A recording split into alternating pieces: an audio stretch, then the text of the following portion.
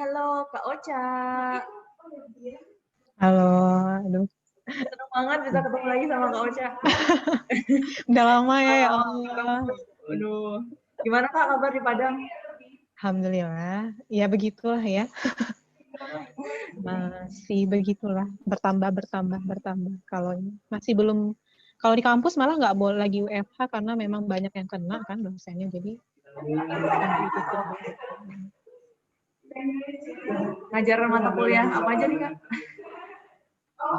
Macam-macam ya Allah, statistik ngajar, Ya Allah. awalnya dia minta diajarin biopsikologi itu psikologi faal ya. Cuma itu kan karena Koca masih di fakultas kedokteran yang ngajar dokter. Jadi join gitu. Cuma emang agak beda sih ya dasar ilmunya. Mereka kan anatomi sekali ya. Kalau kita kan nggak segitu kayak orang kedokteran ya gitu. Ngajar kode etik, ngajar apa lagi ya. Sama Habis kita. iya ya. Kode etik, statistik. Terus kalau di sana memang fakultas psikologinya ada di bawah kedokteran ya Kak? Karena kan belum jadi fakultas sendiri. Sebenarnya dia apa sih?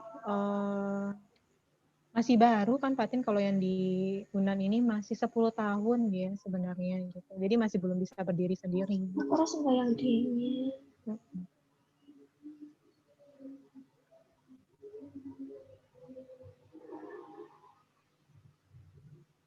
Sambil nunggu yang lain mungkin ya Kak yang ada yang di sana.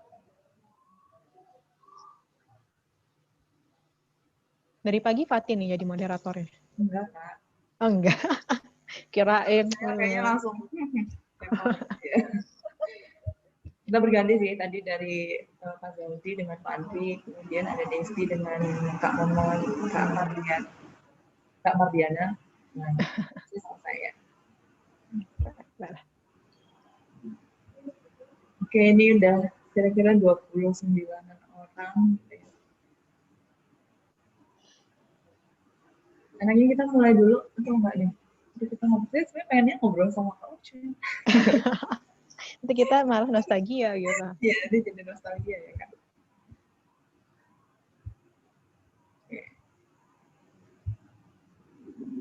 Mungkin kesibukannya kali Kak sekarang selain mengajar apa lagi nih? Oh iya, kalau kesibukan ngajar jadi asesor juga. Pergunakanlah psikolognya ya. Jadi asesor juga. Asesor apa nih Kak? Apa? Asesornya asesor apa? Jadi kalau di fakultas di prodi itu sebenarnya kita punya kayak apa UPT gitu ya. Jadi kita kalau misalnya badan pemerintahan pasti kalau ada perlu pengetesan gitu, mintanya kan ke UNAN gitu atau ke prodi psikologi sih. Jadi kayak ke Semen Padang, ke apa sih kayak misalnya kayak Kementerian Agama kayak gitu-gitu, atau misalnya Departemen Pendidikan, Departemen Agama kayak gitu-gitulah sih. Atau misalnya yang lepas juga ke sekolah kan, yang swasta, misalnya yang punya biro-biro teman Kauca, ikutan gitu kan. Terus praktek, tapi prakteknya nggak buka pakai palang gitu sih, tapi maksudnya praktek lewat buka ya yang kenal ya, misalnya sambil ini boleh, mau konseling boleh kan, ke rumah aja soalnya. Tapi sekarang udah agak jarang sih konseling karena orang COVID ya, jadi emang susah juga sih. Iya sih, online Kak sekarang bisa. Oh iya online. Tapi kayak kurang mantap sih, di sini juga beberapa orang tuh kayak aduh pengen ketemu gitu kan. Iya kan sebenarnya menolak online karena merasanya lebih nyaman kalau ketemu gitu. Nah iya, sebenarnya juga itu kan keterbatasannya kan, tapi mau gimana, kadang-kadang kita juga deg-degan kan. Bocah pernah sempat terima konsen terus dia misalnya sama anak kan, jadi pakai masker sih, cuma kan nggak kelihatan ekspresinya. Terus apa namanya, pas dia bilang iya Kak abis demam, aduh kitanya kan deg-degan kan. Iya benar. Padahal belum tahu kan sebenarnya, iya ma papa demam, dia kemarin juga pilek, waduh gitu, kita udah ini, karena kan alhamdulillah sih nggak kenapa-napa sih sebenarnya. Itu pun kalau misalnya jadi ngases pun kan kayak misalnya ke Semen Padang misalnya, itu pakai perlengkapan ini, kayak perlengkapan tempur gitu kan, pakai face shield, pakai masker, pakai sarung tangan, udah kayak ini. Ya daripada kan, karena banyak juga yang di sana yang kena. Namanya tempat kerja kan. Waspada lah ya. Iya betul sekali. Kalau psikologinya sendiri nih Kak, di sana itu apa lebih memang ke IPA atau IPS atau gimana? Karena dia di bawah fakultas kedokteran ya, jadi IPA. Jadi emang penekanannya juga kalau misalnya kuliah pilihannya tuh kayak assessment, jadi kesehatan, lebih fokusnya kan memang kesehatan mental ya, karena emang dia kan ke klinis jadinya, karena dia IPA. Gitu kan. Nah, situ. Oke. Kau Ocha buru-buru nggak sore ini? Enggak sih, ini baru selesai nguji, jadi udah selesai tugasnya dari pagi. Jadi pas makanya pilihnya sore gitu kan, jadi kayak biar nggak ada hutang-hutang kan. Nah, jadi kalau sore lepas gitu lah. Udah selesai lah ya. Mungkin kita mulai aja kali ya Kak ya, sambil boleh. lain. Mungkin ya semoga sih nggak terlalu lama. Bismillahirrahmanirrahim. Assalamualaikum warahmatullahi wabarakatuh. Waalaikumsalam warahmatullahi wabarakatuh. Halo teman-teman semuanya, selamat sore. Semoga dalam keadaan sehat ya. Alhamdulillahirrahmanirrahim.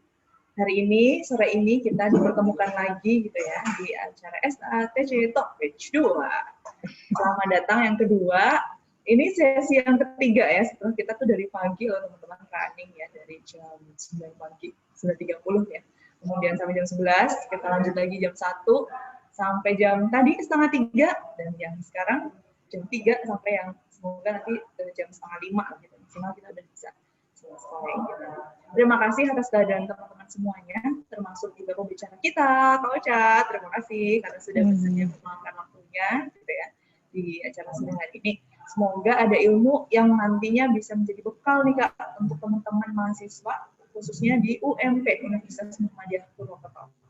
Kalau Kak Ocha sendiri adalah salah satu pengajar nih teman-teman di Universitas Andalas ya.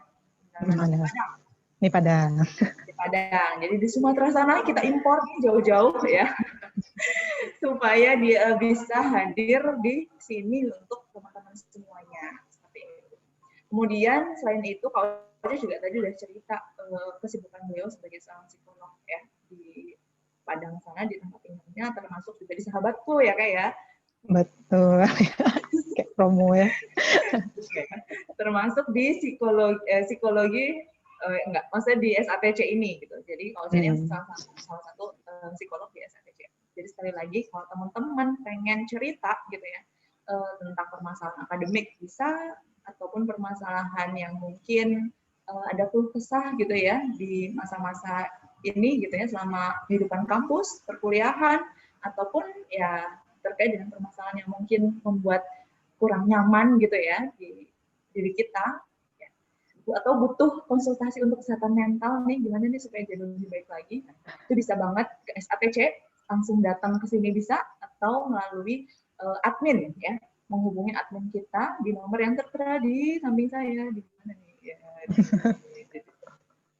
jadi silahkan nanti langsung kontak aja ya, WA, WhatsApp ke adminnya, dan nanti akan dilayani oleh admin kami. Adminnya cantik-cantik ya mbak-mbak di sini. Jangan khawatir. Oke gitu, untuk pembukaan awalnya mari kita bersama dengan baca basmalah untuk membuka acara di sore hari ini. Bismillahirrahmanirrahim, semoga berkah dan lancar. Nah, Kak Ocha ini akan sharing tentang apa ya Kak ya hari ini? Tentang pengolahan waktu dan juga menggali potensi gitu. Betul sekali. Kita hari ini akan ngobrol seru-seruan ya tentang bagaimana sih kita cara mengolah waktu kita, kemudian bagaimana menggali potensi diri kita. Akan dijabarkan itu bahasa ini ya, bahasa dosen gitu. Akan dibagikan gitu ya pengalaman Kak Ocha maupun pengalaman yang Kak Ocha miliki ke teman-teman semuanya. Baik, untuk waktu dan tempat saya serahkan ya.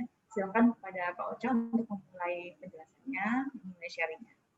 Oke, terima kasih Kakak Fatin. Sebelumnya saya sapa dulu ya teman-teman. Assalamualaikum warahmatullahi wabarakatuh. Selamat, ini udah sore berarti ya? Selamat sore. Selamat sore teman-teman semua. Ya, tadi sudah diceritakan oleh Kak Fatin, saya datang diimpor jauh dari Sumatera sana. kemudian nanti bertemu dengan teman-teman secara virtual di acara pada hari ini. Seperti yang sudah lalu-lalu ya, kita akan lebih sebenarnya ngobrol santai sebenarnya ya.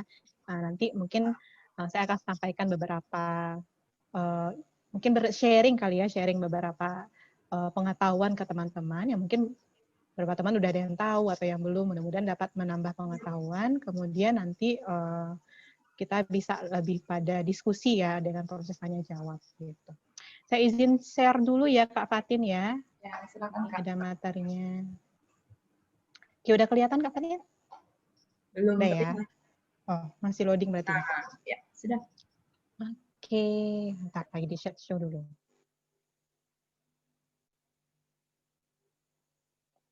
Oke, baiklah teman-teman untuk mempersingkat waktu ya. Mudah-mudahan nanti yang selanjutnya segera menyusul teman-teman. Karena kayaknya banyak harusnya ya, tapi mudah-mudahan bisa segera menyusul. Nah hari ini kita akan bahas tentang mengelola waktu dan optimalkan potensi. Nah, jadi ada dua hal sebenarnya teman-teman yang mau kita bahas. Ya ini bagaimana sih mengelola waktu dan bagaimana kita bisa mengoptimalkan potensi diri. Nah ini sangat berguna. Apalagi buat teman-teman yang lagi masa pencarian ya, yang baru masuk universitas, ataupun yang nanti sudah tahun akhir, saya mau gimana sih nanti gitu. Ya, mudah-mudahan bisa menginspirasi teman-teman semua. Nah, kita kan lagi masa pandemi nih teman-teman semua. Boleh sharing nggak sebenarnya apa sih kesulitan teman-teman? Kalau misalnya kita bilang pandemi dan mahasiswa, kira-kira perubahan apa yang sangat signifikan buat teman-teman semua karena ada pandemi ini? Ada yang mau share? Biar ada kedengaran suaranya. Silakan kalau teman-teman mau share, bisa juga lewat chat. Kalau Boleh. mic ya. Tapi buka mic sekalian kenalan sama Kak Ocha juga nggak apa-apa ya. Iya, boleh. Apa nih, kalau yang teman-teman rasakan nih perubahannya setelah kita mengalami pandemi, udah berapa nih? Dari bulan Maret kita teman-teman udah nggak kampus lagi kan gitu. Sekarang udah bulan November, udah mau masuk penghujung tahun 2020. Nah, udah hampir 1,5 semester teman-teman nggak ke kampus gitu. Jadi apa nih yang dihadapi pas pandemi? Boleh mau share? Saya Bu. Apa boleh Fahri? Silahkan.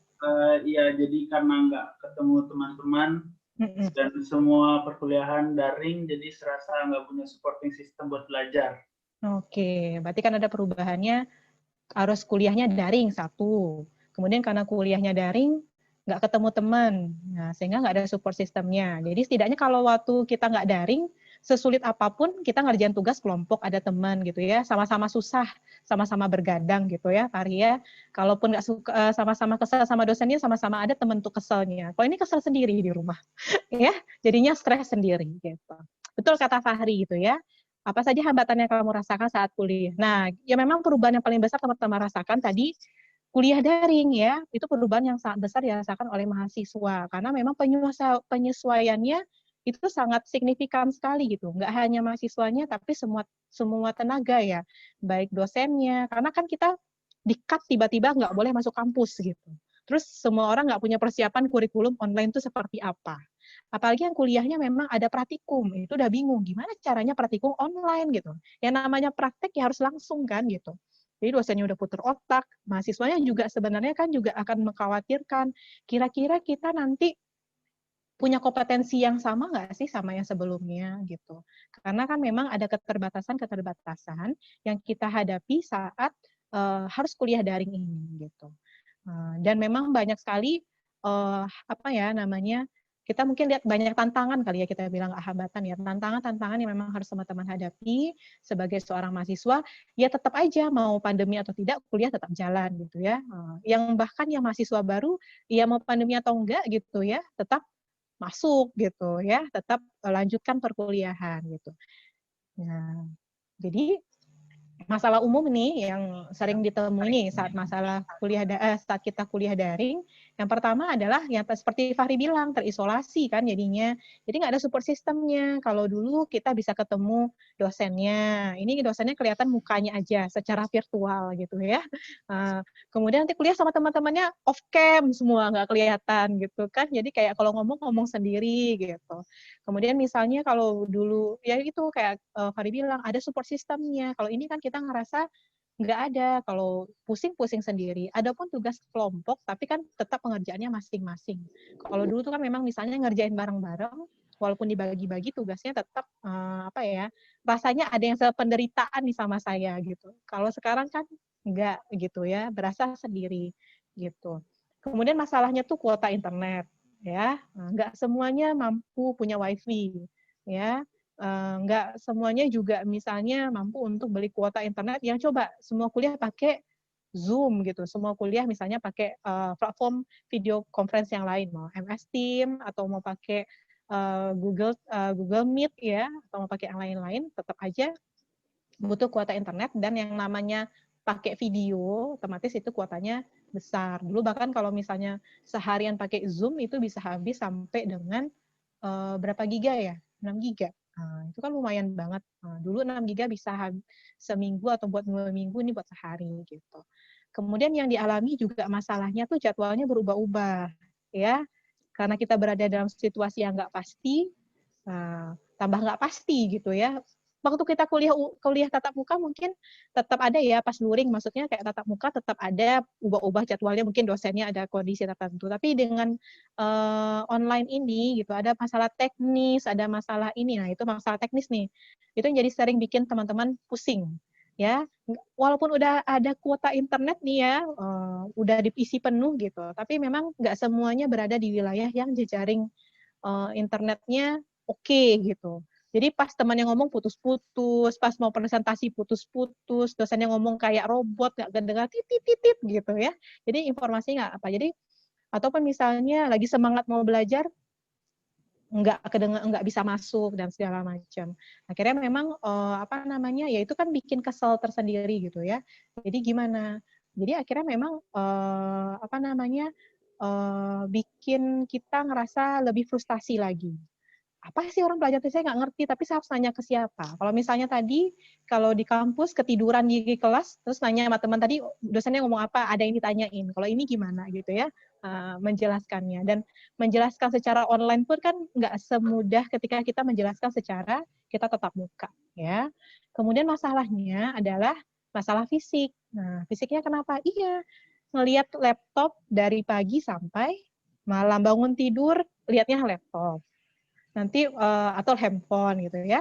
Mau tidur juga lihatnya handphone.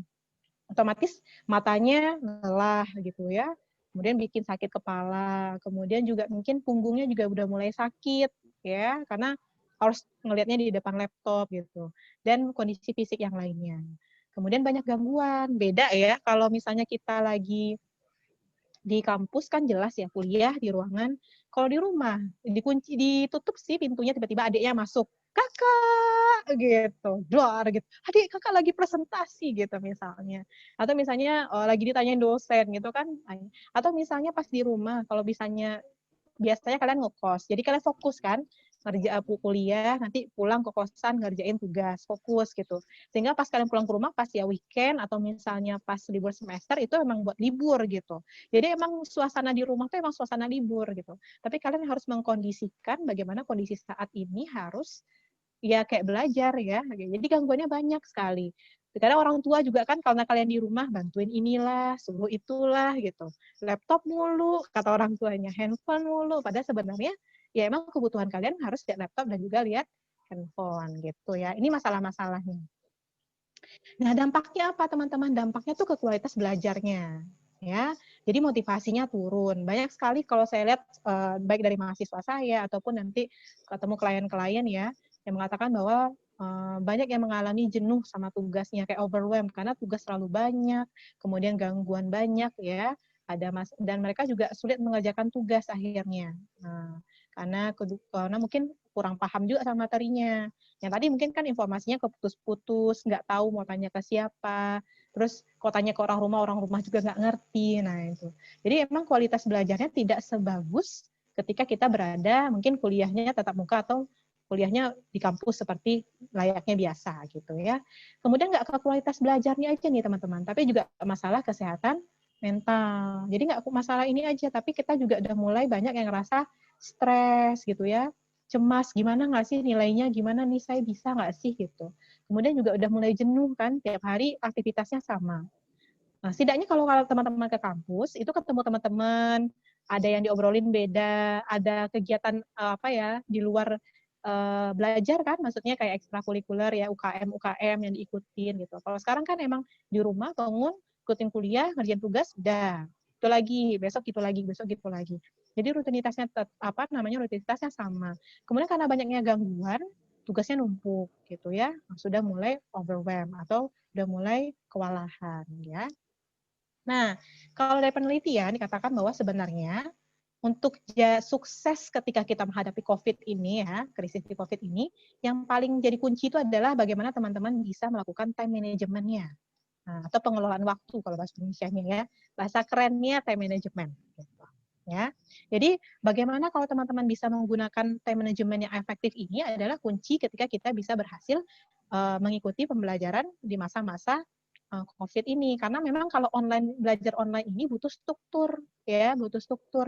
Jadi karena kalau misalnya teman-teman kuliah biasa, strukturnya udah dikasih kuliah masuk gitu, ada strukturnya gitu ya. Kemudian ngerjain tugas bareng teman-teman, otomatis teman-teman juga akan mengikuti jadwal teman-temannya yang lain gitu, terstruktur. Kalau ini kan kalau kuliah online, belajar online, teman-teman ngatur diri sendiri, nggak ada yang ngatur. Kalau misalnya teman-teman mau ngerjainnya nanti juga nggak masalah, tapi kan nanti tergantung nanti paling akhir deadline-nya. Deadline itu kan artinya lewat garis gitu, lewat batas mati gitu istilahnya kan. Tapi ya begitulah gitu ya. Kadang-kadang kita memang jadi suka menunda-nunda, akhirnya mulai bertumpuk di akhir gitu. Nah, kita akan bicara tentang time management nih, teman-teman. Karena ini kan sebagai salah satu cara teman-teman mengatasi supaya kualitas belajarnya tidak menurun, kemudian teman-teman bisa tetap menjaga kesehatan mental teman-teman semua. Ya, jadi time management-nya apa sih gitu ya? Mungkin teman-teman udah biasa dengan time management, udah sering sekali orang ngomong time management. Sebenarnya ini mengenai tentang dua ya, planning and controlling. Jadi bagaimana kita merencanakan dan kita mengontrol ya, mengendalikan. Jadi teman-teman nggak ngerencanain aja bikin garis to do list segala macam dari tempel-tempel post-it-nya, tapi nggak dijalanin. Ya percuma, itu bukan time management gitu ya. Time management itu adalah bagaimana teman-teman benar-benar menjalankan rencana yang yang sudah dibuat sebelumnya ya. Jadi seberapa banyak waktunya, kalau saya mau ngerjain ini waktunya segini, kemudian setelah itu yang mana lagi gitu ya, pada tugas-tugas tertentu. Jadi misalnya kita akan bikin planning untuk masing-masing tugas gitu. Nah, ini kita akan lebih bahas. Jadi aktivitasnya banyak teman-teman kalau dalam time management ini. Planning yang pertama. Tahap pertama itu kita akan planning atau misalnya kita kenal dengan merencanakan. Jadi rencanain dulu ada mana tugasnya ya, mana tugasnya. Kemudian nanti tugas ini pasti hadapi tugas. Kesalahan kita rencananya cuma ada di kepala gitu. Dan itu suka kadang ingat, kadang enggak, ada yang miss gitu. Nah, kapasitas kita kan punya kapasitas masing-masing dalam mengingat gitu. Jadi memang harus perlu bikin perencanaan yang sifatnya memang real atau konkret ya. Setelah itu kita setting goal-nya. Apa sih tujuan apanya? Oh, pokoknya saya di minggu ini, di hari ini harus menyelesaikan tugas ini minimal setengahnya. Nah, gitu. Kemudian kita bicara tentang allocating. Berapa lama waktunya? Jangan sampai kita ngerjain tugas ini habis 1 hari, tapi masih ada 2 tugas yang belum terkerjakan gitu. Jadi kita harus bagi-bagi ini berapa lama yang harus dikerjakan. Jadi kejar targetnya. Kalau nggak ada targetnya, itu kita mau leyeh-leyeh, mau ini gitu ya. Ngerjainnya sejam, leyeh-leyehnya 5 jam. Total waktu dihabiskan 6 jam, sehari habis gitu ya. Kemudian delegating ini berkaitan dengan minta bantuan, delegasi lah istilahnya ya. Jadi kalau misalnya di rumah, teman-teman harus bisa pintar-pintar. Jadi misalnya tugasnya lagi banyak, di minggu ini deadline-nya banyak. Jadi harus dibilang ke anggota keluarga yang lain atau misalnya ke orang tua bahwa misalnya ada hal-hal yang, oh teman-teman lagi nggak bisa diganggu nih, mohon maaf gitu.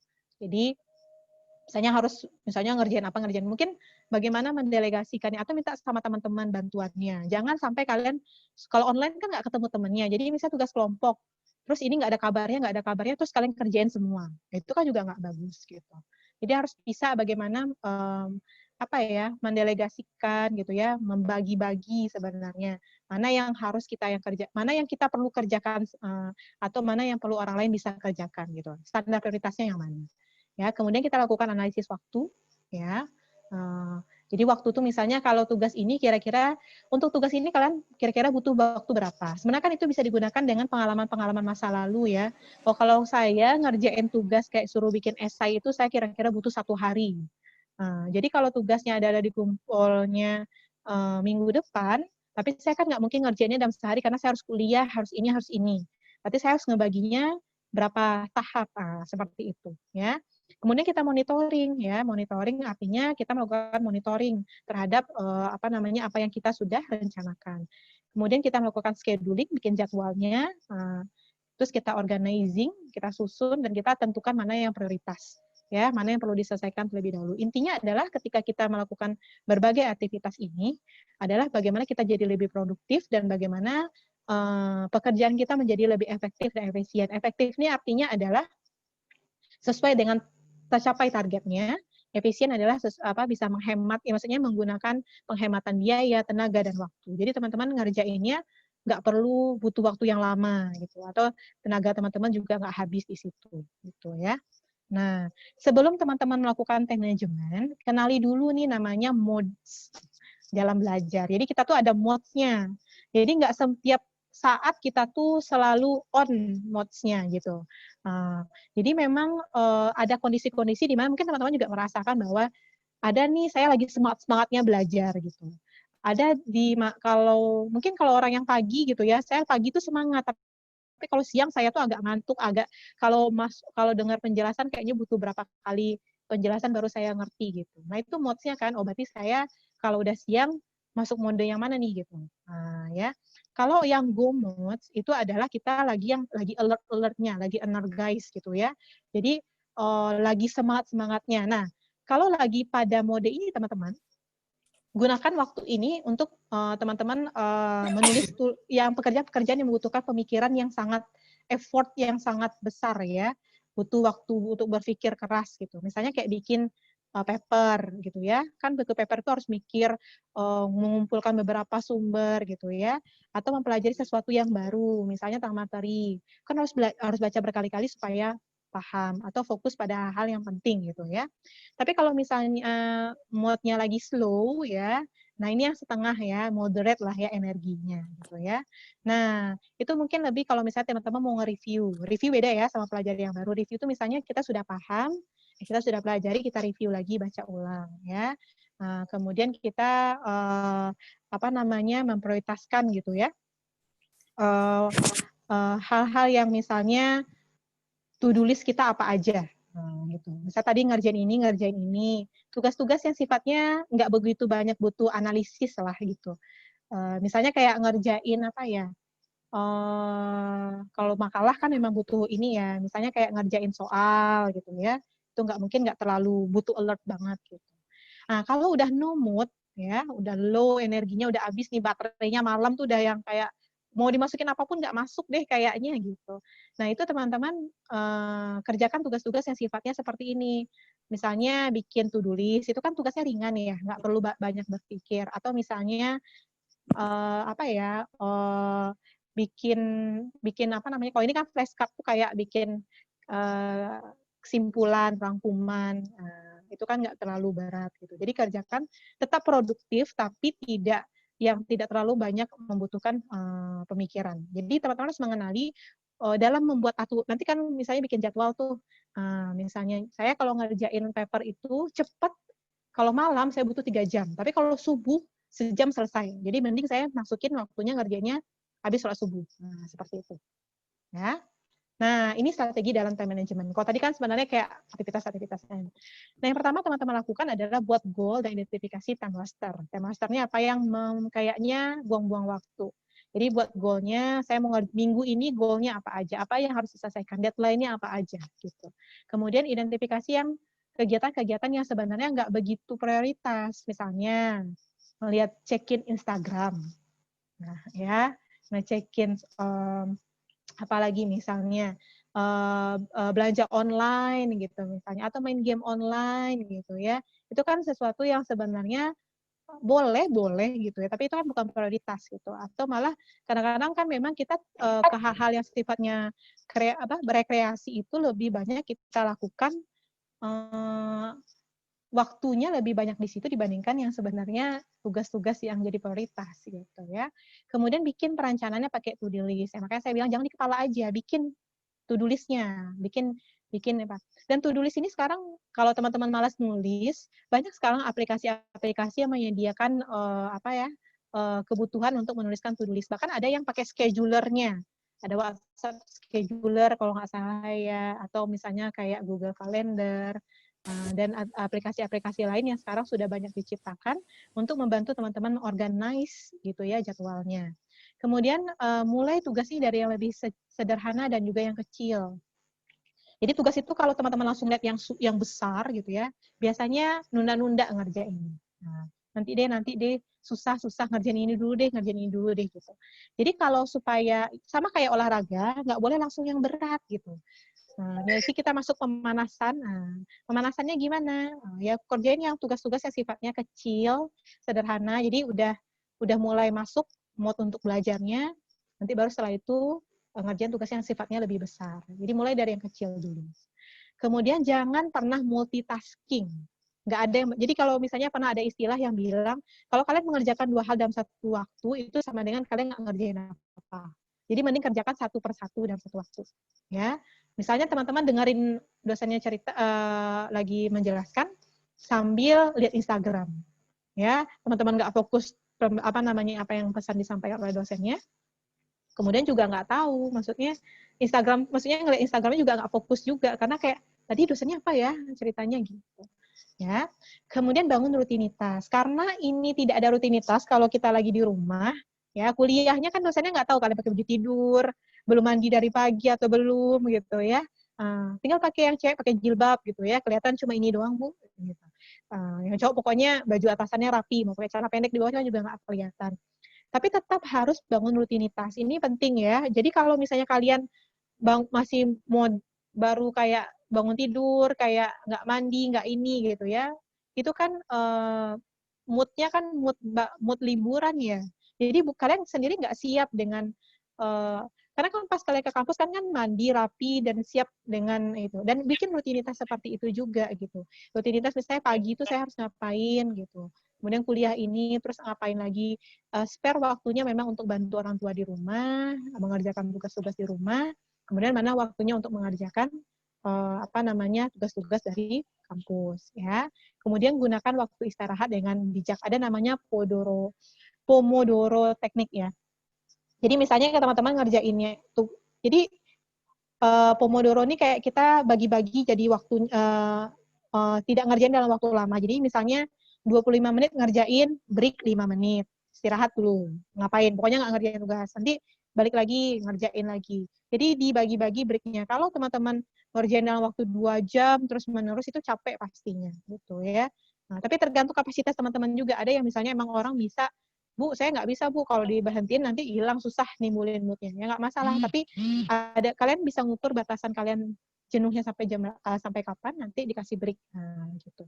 Kemudian take time off. Jadi kalau misalnya memang coba deh kalau udah jenuh sekali, ambil waktu untuk istirahat. Kalau kalian butuh break, ya silahkan break gitu. Daripada kalian paksain, terus kalian nggak bisa ngerjain apa-apa. Gitu. Jadi misalnya kayak weekend, walaupun tugas lagi banyak, tapi weekend yang hari Sabtu saya mau istirahat dulu, nanti hari Minggu saya baru kerjain. Gitu. Setelah saya refresh, mau ngapain kek sama keluarga atau ngapain, nggak megang-megang laptop, silahkan. Ya.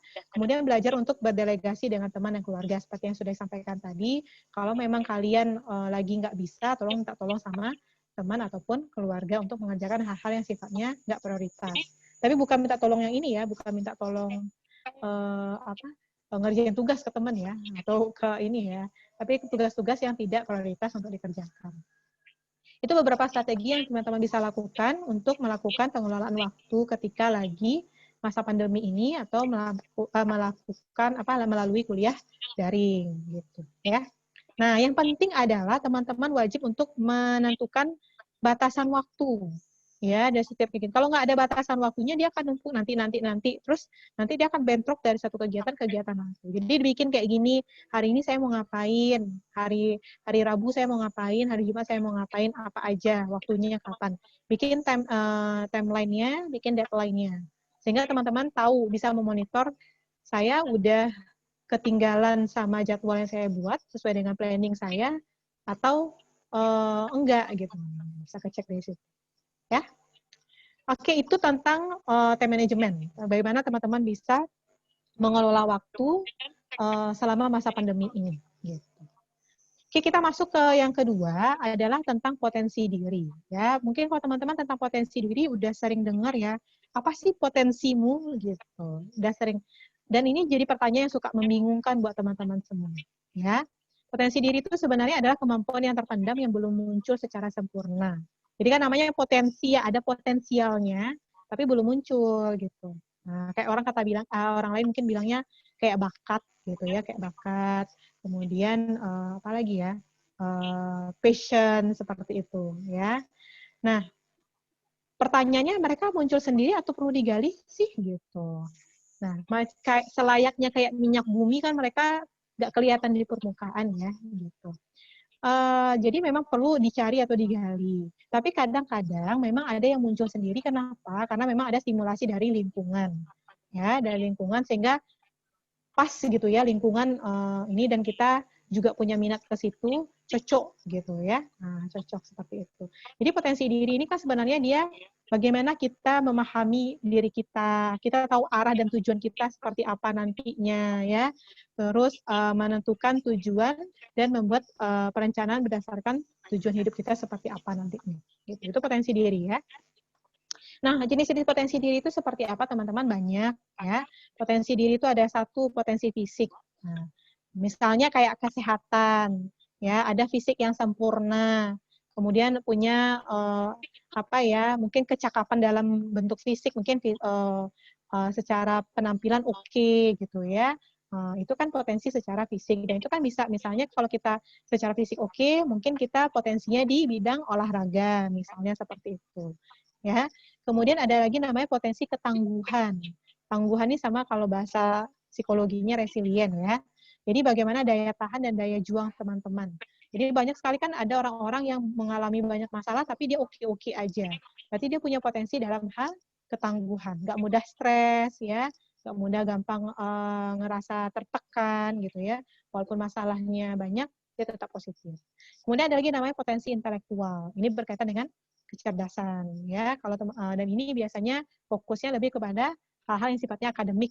Nah, kemudian ada namanya potensi sosial emosional. Nah, ini lebih kepada bagaimana seseorang, kan ada orang yang tenang ya, bisa mengendalikan emosinya, dia ini juga berkaitan bagaimana kalian berinteraksi sama orang. Jadi ada orang-orang yang emang dicemplungin kemana aja, dia kayaknya kalau interaksi sama orang lain tuh kayaknya cepet gitu ya, enak anaknya diajakin ngobrol, kalau hey gitu, jadi kayak dia bisa cepat bersosialisasi. Nah, itu masuk dalam potensi sosial emosional gitu ya. Nah, tapi kalau sayangnya gitu ya, walaupun kita sering dengar tentang potensi ini teman-teman, banyak yang nggak tahu potensi dirinya tuh apa. Bahkan kalau mungkin saya tanya ke teman-teman sendiri, potensinya apa gitu, bingung jawabnya apa gitu ya. Jadi gimana caranya supaya kita tahu potensi diri kita apa? Ya, ada beberapa cara yang bisa teman-teman lakukan untuk mengenali potensi diri. Satu, bidang apa sih yang kita senangi? Gitu.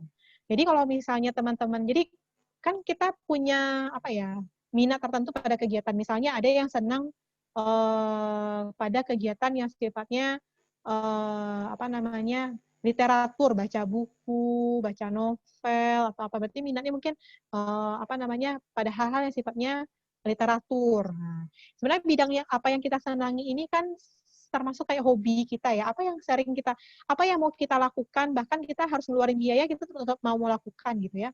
Terus orang bilang, kok mau aja tuh permak-permak motor gitu ya, ngeluarin uang sebanyak, memang motornya nggak bisa dipakai kalau nggak dipermak. Tapi kan ada yang memang senang memodif, melakukan modif terhadap motornya, suka otak-atik mesin gitu ya. Dan itu dia senang di situ. Nah, itu kita bisa, berarti kita punya potensi di bidang yang tersebut. Karena potensi itu sebenarnya adalah sesuatu yang effortless atau tidak begitu banyak kita sudah punya potensi itu sehingga kita memang lebih mudah mengerjakan suatu pekerjaan gitu ya.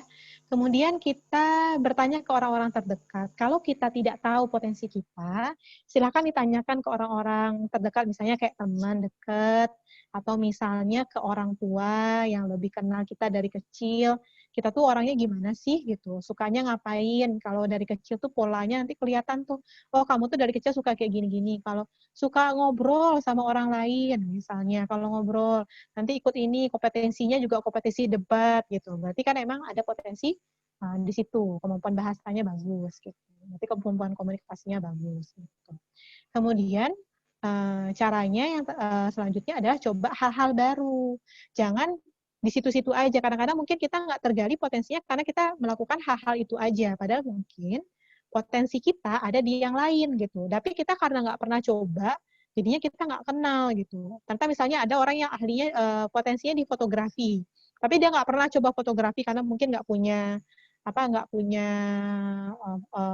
kamera atau apa, ada keterbatasan gitu ya. Nah, gitu. Atau misalnya nggak pernah kepikiran terhadap hal tersebut gitu. Jadi coba hal yang baru, mana tahu salah satunya ada yang kepincut, oh ternyata ini saya potensinya kayaknya di sini gitu ya. Kemudian banyak baca, banyak lihat, banyak rasa gitu ya. Jadi orang-orang yang dengan kita banyak baca, teman-teman punya banyak informasi, punya pengetahuan, terus lihat orang lain ya, lihat orang lain di sekitar, kita tahu oh kayaknya saya suka nih yang kayak gini gitu. Atau nonton gitu ya, nonton oh kayaknya saya minat nih sama hal-hal yang misalnya sifat meneliti tentang binatang gitu ya, membahas tentang sejarah gitu. Saya senang tuh nonton National Geography yang bahas tentang misalnya tentang dulu perkembangan suatu misalnya negara itu seperti apa gitu. Dulu konflik di suatu negara itu seperti apa, sejarah seperti apa gitu ya. Atau membahas tokoh-tokoh tertentu. Berarti kan kita ada atau kita suka nontonnya tentang dinosaurus, berarti arahnya ke antropologi mungkin ya. Nah, seperti itu. Jadi banyak baca, banyak lihat, banyak rasa-rasain kayaknya yang mana kita lebih seneng. Jadi intinya kalau potensi itu adalah yang mengarahkan teman-teman kepada sesuatu yang teman-teman suka. Nah, itu namanya, dan itu mengarah kepada potensi yang kita punya. Gitu. Nah, kalau udah kenal sama potensinya, apa yang perlu kita lakukan? Tentunya kita harus ngembangin potensi dirinya. Udah kita kenalin nih, terus dibiarin aja. Misalnya kayak ada minyak bumi, misalnya ada ahli datang, oh di bawah ini ada minyak bumi nih, terus dibiarin aja. Tentunya kita nggak akan dapat minyak buminya gitu. Begitu juga dengan potensi, ketika teman-teman tahu teman-teman punya potensi ini, yang nggak akan dapat potensinya nggak akan muncul, nggak akan berkembang menjadi suatu kemampuan, skill atau keterampilan gitu ya, kalau teman-teman nggak asah, nggak dikembangkan gitu. Jadi apa yang bisa dilakukan? Satu, buat keputusan untuk berkembang. Jadi segala sesuatu tuh dimulai dari niat. Istilahnya gini ya. Jadi dari awal tuh udah bikin keputusan, pokoknya saya mau berkembang, saya mau berubah lebih baik gitu. Sudah mantapkan niatnya bahwa saya mau mengembangkan diri saya jadi lebih baik gitu. Apapun tantangannya nanti ke depan, misalnya saya mau menggali potensi saya, memang apakah saya memang punya bakat dalam hal fotografi misalnya. Dan nanti kan ke depan banyak hambatan ya, banyak halangan. Tapi dari niatnya kan kita sudah ada set goal, kemudian kita apapun halangannya, kita akan coba untuk hadapi gitu. Kemudian yang selanjutnya perlu teman-teman lakukan adalah kenali diri sendiri. Tadi kan sudah tanya-tanya nih ke orang yang terdekat. Atau misalnya pengenalan diri teman-teman sendiri. Oh saya ini kelebihannya apa ya? Kemudian kelemahannya apa ya? Gitu. Kelebihan dan kelemahannya nggak sekadar fisik ya. Oh saya nggak cantik, saya nggak ganteng. Oh tubuh saya nggak ideal. Bukan itu sebenarnya kan. Kekuatan kelemahan itu lebih kepada hal-hal potensial yang ada dalam diri kita. Misalnya saya orang yang komunikatif. Saya orang yang sabar ya, mau diapa-apain juga sabar gitu ya. Atau saya orang yang gampang sekali panik gitu. Nah, itu kan kelemahan saya berarti ini. Kita menyadari bahwa kita punya kekuatan dan kita punya kelemahan. Oh, saya kalau misalnya masuk ke lingkungan baru nggak butuh waktu penyesuaian lebih lama. Saya senang-senang aja karena saya senang berteman. Nah, gitu. Jadi kita tahu kita punya kekuatan dan kelemahan. Jadi kita maksimalkan kekuatan kita, kemudian kita coba untuk atasi kelemahan kita. Gitu ya. Kemudian kita menyingkirkan tadi takut gagal. Ya, kenapa? Karena kalau pertama, kalau teman-teman takut gagal, teman-teman ragu sama potensi diri. Berarti kan kalau gagal, berarti kan saya nggak bisa di sini. Atau yang kedua adalah teman-teman menghambat yang tadi, mencoba hal-hal baru. Itu kan saya nggak pernah coba. Nanti kalau saya coba gagal, nggak bagus hasilnya seperti apa. Gitu. Akhirnya teman-teman tidak berkembang. Di situ aja, stuck di situ.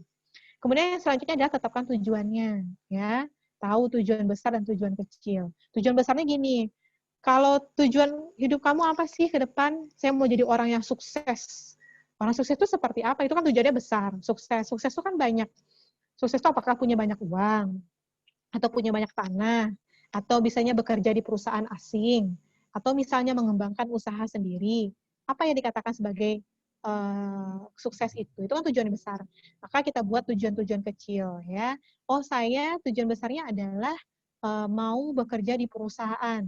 Kemudian kita bikin tujuan kecilnya supaya saya bisa di situ kerja di perusahaan, nantinya apa yang perlu saya lakukan? Oh, pertama nilai IPK-nya harus bagus. Ya, berarti supaya IPK-nya bagus, apa yang perlu saya lakukan? Bikin tujuan-tujuan kecil yang lebih attainable atau mulai tercapai dibandingkan kayak, oh saya mau sukses ke depan, itu kan nggak konkret. Nah, itu harus teman-teman bisa lakukan mulai dari sekarang. Kemudian yang selanjutnya adalah coba raih tujuannya melalui langkah-langkah kecil yang kayak saya sampaikan sebelumnya ya. Mulai dengan langkah-langkah kecil untuk mencapai tujuan tersebut. Jadi mungkin nggak bisa langsung IPK-nya tinggi gitu. Jadi harus langkah-langkah kecilnya gimana supaya IPK-nya tinggi. Oh, saya harus belajar, nilainya harus bagus, tugas-tugasnya harus terlaksana, dan berbagai kegiatan, berbagai hal-hal lain yang menunjang supaya IPK-nya nanti bagus gitu ya. Kemudian selain itu saya harus memperluas jejaring ya, network gitu. Jadi saya perbanyak nih mungkin ikut kegiatan-kegiatan yang memungkinkan saya bisa kenal sama orang-orang lebih banyak, gak hanya orang di kampus, tapi orang-orang di luar sana. Mana tahu kita punya kenalan, nanti saya bisa direkomendasikan ke depannya. Itu kan sebagai salah satu langkah kita, usaha untuk bisa mencapai goal kita tadi. Kemudian buat daftar pencapaian. Bukan kita mau ria atau pamer ya, tapi ini kan buat diri sendiri. Nanti kadang-kadang kita tuh sering ini loh teman-teman, nggak sadar dengan apa yang sudah kita capai. Ya, kita lihatnya yang kurang aja. Ini belum bisa, itu belum bisa, ini gagal, itu gagal. Tapi kita jarang sekali melihat apa yang sebenarnya sudah kita capai gitu ya. Misalnya teman-teman berhasil mengerjakan tugas tepat waktu. Itu kan suatu pencapaian. Nah, kita jarang mengapresiasi diri kita. Nah, itu yang bisa teman-teman lakukan adalah bikin daftar pencapaiannya, kemudian itu sebenarnya bentuk apresiasi teman-teman bahwa oh ternyata saya bisa kok gitu. Saya ternyata punya potensi kok gitu. Kalau teman-teman, bukan kita membandingkan ke orang lain ya, misalnya, oh teman-teman butuh waktu ngerjainnya 3 hari, saya ternyata sehari bisa selesai kok gitu. Nah, itu kan sebenarnya bentuk bagaimana kita mengapresiasi diri kita sendiri. Kemudian yang ketujuh adalah nggak boleh banding-bandingin diri kita sama orang lain. Kita sadar bahwa setiap orang itu punya potensi yang beda, ya. Jadi usahakan untuk selalu berpikir positif. Fokus pada diri kita aja nggak usah lah ya. Rumput tetangga selalu akan hijau, ya. Nggak mungkin rumput tetangga itu jadi merah gitu ya. Nggak, maksudnya pasti lebih hijau dibanding kita. Jadi kita selalu ngelihat orang kok orang bisa pencapaiannya luar biasa ya. Kok kita segini doang apa sih yang dibanggakan? Jangan gitu ya. Yang kita lihat itu adalah kita membandingkan dengan pencapaian diri kita sendiri. Jadi misalnya kita dulu selalu misalnya nggak bisa ngerjain tugas itu tepat waktu. Ketika teman-teman sudah bisa mengerjakan tepat waktu, itu kan pencapaian yang bagus gitu ya. Nggak usah dibandingkan sama teman-temannya yang ngerjain tugas itu jangankan tepat waktu. Seminggu sebelum deadline dia udah selesai gitu ya. Yang ya jangan gitu ya. Kita punya standar yang berbeda, kita punya kemampuan yang berbeda.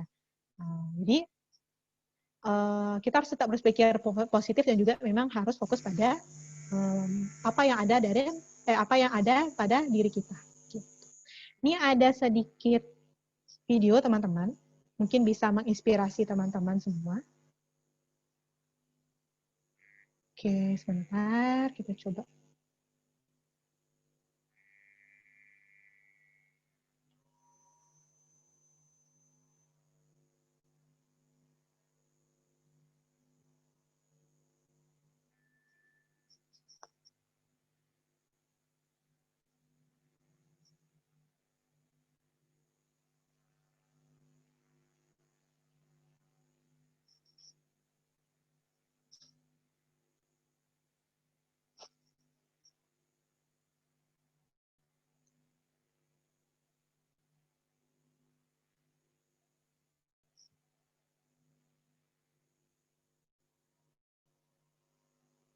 ini ya.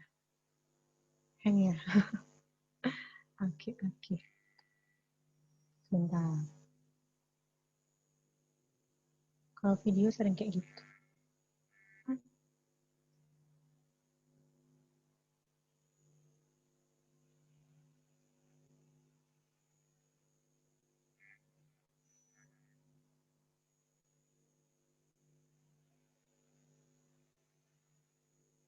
Oke, sebentar ya teman-teman ya. Karena ada masalah teknis. Sebentar.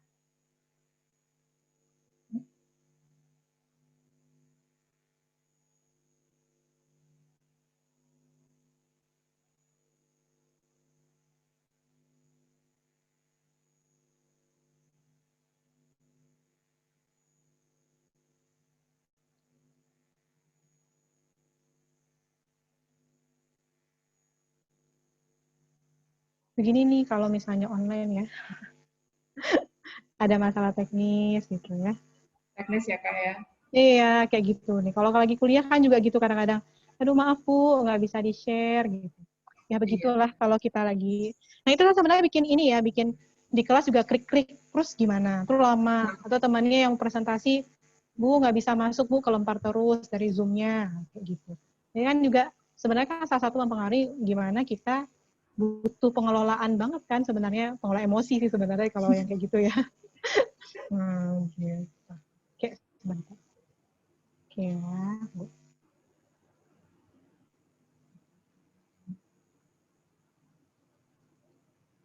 Mungkin sambil menunggu video Kak Ocha, kalau teman-teman punya pertanyaan, boleh banget loh disampaikan. Boleh. Kalau misalnya ada yang mau tanya, boleh banget. Sambil nunggu entah videonya masih atau tidak. Oke ya, sebentar.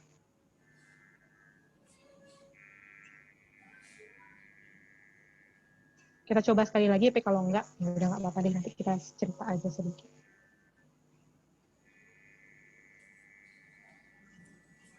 Oke, coba deh kita kecilin nggak di slideshow dulu ya. Bisa Kak.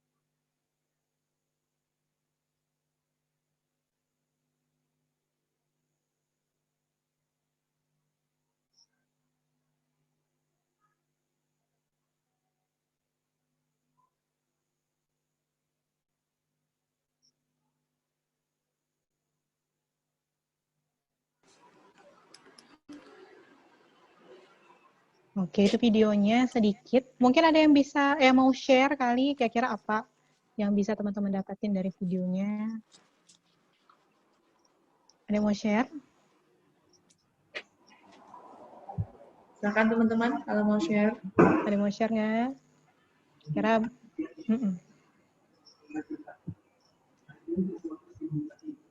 Farhan mungkin. dia lagi, kasihan Fahrinya. Masih malu-malu ya, nggak apa-apa. Oke deh. Mudah-mudahan nanti. Intinya sebenarnya seperti ini teman-teman. Jadi kita tuh nggak akan tahu potensi kita secara penuh kalau kita nggak coba push gitu ya diri kita. Kan tadi kayaknya nggak mungkin. Yang lain tuh nggak mungkin lah kita ke sana itu panas. Gimana caranya kita udah di sini gitu ya. Gimana kita bisa pindah ke tanah yang lain kalau kita udah emang di sini gitu. Akhirnya gimana gitu. Ya yang lain punah gitu ya, mati gitu kalau istilahnya kalau di sana ya. Tapi dia bilang bisa kok kita ke sana gitu. Nah, banyak rintangannya, mulai dia tadi panas gitu ya, kemudian iya gitu, sampai akhirnya kayaknya gagal gitu ya, ternyata enggak gitu. Dia bisa jadinya malah jadi lebih banyak lagi gitu, enggak gagal gitu. Jadi kita nggak akan tahu, teman-teman nggak akan pernah tahu potensi teman-teman tuh ada di mana kalau teman-teman nggak pernah paksa gitu ya, nge-push gitu ya.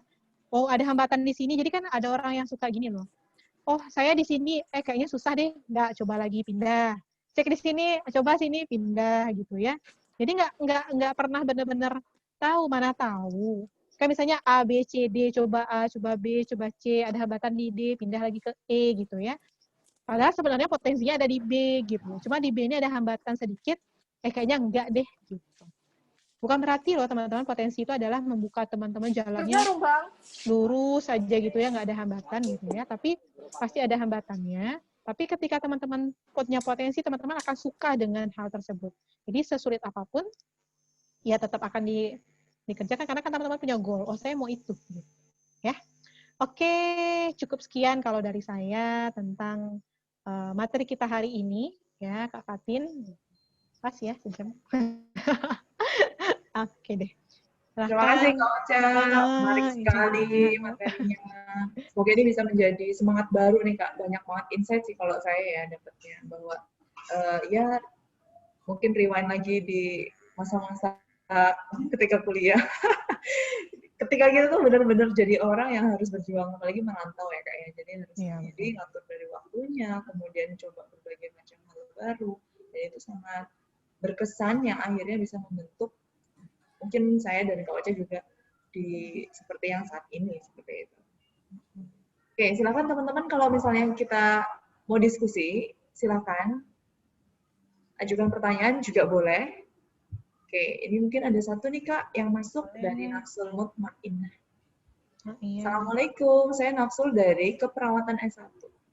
Mau tanya Kak, untuk menanggapi kalau misal ada perasaan kayaknya saya salah jurusan deh. Itu gimana ya Kak? Terima kasih. Oke, ini langsung dijawab aja berarti kayak Kak Fatin ya. Ya, buat Nafsul, ini sebenarnya sering sekali yang banyak orang yang alamin ya. Saya kecemplung kayaknya di sini gitu ya. Tapi istilahnya kalau orang bilang udah kecemplung ya berenang sekalian aja gitu istilahnya.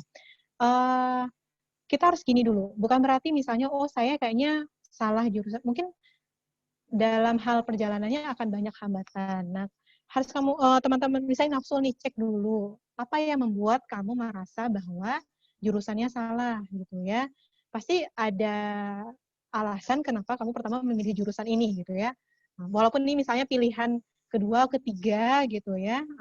Tapi kan pasti ada alasan kenapa kita memilih jurusan ini. Pasti ada ketertarikan ke jurusan ini. Nggak mungkin kita mungkin ke yang pilihan satu jurusannya ketertarikannya sangat tinggi gitu ya. Sampai nanti mungkin yang ketiga turunannya cuma berapa persen gitu ya ketertarikannya. Tapi memang sering jadi masalah adalah ketika pilihan selanjutnya adalah disuruh oleh orang tua. Nah, itu mungkin orang tua maunya ini ikutin aja gitu kan, atau misalnya masih bingung gitu. Masih bingung atau coba-coba, banyak sekali penyebabnya ya. Bingung mau coba-coba, kemudian pas dicoba kayaknya kok nggak pas ya gitu. Nah, kalau saran saya ini kan saya nggak tahu nih Nafsul udah berapa lama di di apa namanya di jurusannya ya, di jurusannya saat ini. Kalau masih baru, mungkin ada fase kita menyesuaikan diri, ya. Dan itu biasa beda-beda tiap orang. Ada yang misalnya perlu 3 bulan, ada yang butuh 1 semester, ada bahkan yang 1 tahun yang untuk benar-benar ngerasa nyaman di jurusannya dia gitu. Nah, kalau misalnya kamu masih baru, ya coba dulu. Jadi kayak misalnya istilahnya kalau udah kecemplung ke situ, ya udah berenang aja. Atau teman-teman tahu nggak, saya di masuk psikologi juga sebenarnya ada minat di situ, iya, tapi bukan pilihan pertama. Maksudnya kayak dulu maunya teknik jauh banget. Oh, sama Saya kita. gitu. Dulunya mau jadi anak tebeh-tebeh gitu kan. Iya, benar banget. Udah ikut ini, ikut itu gitu kan. Tapi kan Allah tahu yang kita butuhkan, Allah tahu yang mana kita lebih cocok. Allah tentunya segala sesuatu teman-teman nggak ada yang kebetulan. Ya, kebetulan aja masuk ke perawatan, nggak mungkin gitu ya. Ini adalah bagian dari mungkin proses, bisa ini adalah arah, maksudnya memang yang ini yang terbaik buat Nafsul, atau ini adalah proses pembelajaran, nantinya ada banyak hal yang Nafsul dapatin di sini yang harus dilewatin sebelum nanti mungkin arah kehidupannya berbeda. Oh, mungkin kayaknya saya nggak cocok jadi perawat nih, saya lebih cocok kemana gitu. Nah, jadi coba. Jadi jangan ini ya, saya dulu juga sama tuh kayak Kak Fatin kan, dulu psikologi terus masuk kuliah pertama, apa nih ini sejarah gitu ya, apalagi anak IPA, aduh banyak tahun-tahun apa ini namanya beda, psikologinya apa ini gitu kan, belajar lagi faal, aduh gitu kan, dan segala macam. Nah di awal-awal tuh emang tidak menikmati ya, maksudnya kayak ya udahlah kuliah jalanin aja gitu, apa salah ya, apa tahun besok coba lagi dan segala macam gitu. Tapi lama-lama maksudnya ya saya sama Kak Fatin kan jadinya udah kecemplung, berenang, nyelam lagi, jadi psikolog jadinya kan. Nah, gitu. Jadi maksudnya psikolog, jadi pengajar lagi. Gitu. Jadi maksudnya ya akhirnya kan sudah mulai menikmati dengan ini, baru berasa setelah sudah lama di sini gitu. Jadi mungkin dicoba ini dulu Nafsul coba dulu kalau masih baru, silahkan dinikmati dulu. Coba cari hal-hal positif yang kan kita sering ini nggak enak, urusannya nggak enak, apa sih ada yang positif, apa yang nyaman, oh teman-temannya enak, jadi fokus pada hal-hal yang positif dibandingkan hal-hal yang negatif yang kurang, karena itu bikin kamu jadi lebih stres kan, lebih tertekan. Nah coba dulu aja gitu, dan sambil kalau mau coba jurusan lain nantinya coba aja, kalau sudah jalannya misalnya jalannya Nafsul memang tidak di keperawatan, mungkin di perawatan ini mungkin nanti kita nggak tahu ke depannya, oh nanti saya punya teman perawat ternyata nantinya, dan saya butuh itu gitu ya. Nah, kita coba aja jurusan yang lain. Tapi kalau memang ternyata emang sudah suratan takdirmu menjadi seorang perawat yang baik nantinya gitu ya, nggak masalah gitu ya. Mungkin nanti pas coba, oh belum berhasil, lulusnya tetap di keperawatan. Jadi silahkan saat ini daripada tertekan, ngerasa kayak nggak menikmati kuliahnya pun nggak fokus ya, nggak ini, silahkan tetap aja, maksudnya jalani dulu aja. Kalaupun kamu mau coba tahun berikutnya, silahkan gitu. Tetap yakin, kalau kita kan misalnya sebagai umat muslim gitu ya, kita yakin bahwa segala sesuatu itu sudah ditakdirkan Allah, dan yakin bahwa apa yang ditakdirkan Allah itu yang terbaik. Kita tugasnya adalah ikhtiar ya Kak Fatin ya, kita berusaha sebaik-baiknya gitu. Mudah-mudahan menjawab ya Nafsul. Ya, udah banyak nih Kak Fatin ya. Iya, ternyata pertanyaannya banyak. Oke, kita lagi di bawahnya Nafsul, kita coba pertanyaan lagi Kak. Dari Akbar Permana, saya ingin belajar menghafal semua materi walaupun tidak disuruh dosen. Tapi kenapa ya sepertinya saya kesulitan belajar, lebih efektif jika belajar untuk menggarap tugas dibanding dengan belajar sendiri. Nah, solusinya gimana ya Kak? Mungkin lebih minta saran-sarannya. Oke. Ini kayaknya dari Akbar ya. Akbar belajarnya hafal semua materi ya, walaupun nggak disuruh sama dosen, tapi akhirnya ngalamin kesulitan belajar. Ini sebenarnya Akbar, masalah utamanya adalah perlu mencari cara belajar yang efektif dan efisien. Belajar yang efektif dan efisien itu tidak harus menghafal semua materi loh. Gitu. Yang kita lakukan bukan menghafal, kecuali memang kalau bidang-bidang ilmu tertentu ya, misalnya kedokteran atau farmasi, mereka memang harus ada yang dihafalkan. Salah kalau misalnya enggak gitu ya. Tapi untuk bidang-bidang ilmu yang memang butuhnya adalah tidak harus hafal banget gitu ya, yang Akbar bisa lakukan adalah yang dilakukan tuh pemahaman, paham sama materinya. Kalau dihafal itu cepat lupa.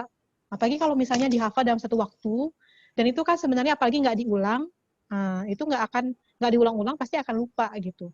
Jadi memang akhirnya belajarnya nggak efektif jadinya. Jadi lebih efektif jika belajar untuk menggarap tugas dibandingkan belajar sendiri. Menggarap tugas nih maksudnya ngerjain tugas sama-sama ya Kak ini? Atau gimana sih garap tugas nih? Atau ngerjain tugas aja atau misal dibanding kayak ngafal gitu. Ya itu mungkin lebih senangnya solusinya gimana? Kan orang itu punya potensi yang beda-beda, Akbar. Ada yang mungkin lebih suka, mungkin daya analisisnya bagus. Mungkin Akbar punya daya analisis yang bagus atau daya nalar yang bagus sehingga saat mengerjakan tugas itu mudah gitu ya. Bikin tugas makalah, bikin tugas apa itu mudah karena memang punya potensi di situ. Tapi memang punya kelemahan mungkin di daya ingat ya. Daya ingatnya memang butuh waktu berkali-kali untuk bisa menghafal sesuatu gitu. Ya nggak masalah. Berarti kan memang Akbar punya kelebihan untuk kelebihan dalam daya analisis ya mengerjakan sesuatu dibandingkan misalnya menghafal. Jadi kalau misalnya sulit, coba deh lihat gimana caranya manajemen belajarnya efektif dan efisien. Nah, seperti kayak disampaikan sebelumnya. Menjawab nggak sih ya? Artinya gini, misalnya kesulitan menghafalnya seperti apa sih? Gini, pastikan jangan menghafalkan semua materi, yaitu terlalu overload.